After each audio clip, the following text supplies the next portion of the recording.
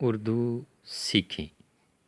متن عربی زبان کا لفظ ہے جس کے لغوی معنی کتاب کی اصل عبارت کتاب، کپڑے یا سڑک کے بیچ کا حصہ، درمیان، وسط، کتاب کی وہ عبارت جس کی تشریح کی جائے، درمیانہ حصہ۔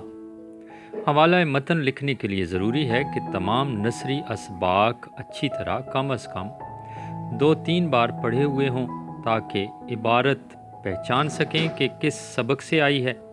سبق کا عنوان بعینہ ہی مکمل طور پر وہی ہو جو اصل کتاب میں ہے، یہاں تک کہ املا کی غلطی بھی نہ کریں۔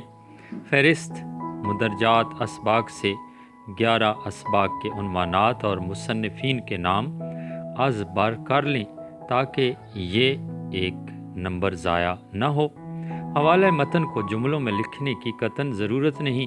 مصنف کا نام ادھورا نہ لکھیں، مصنف کا نام نصابی کتاب کے مطابق لکھیں۔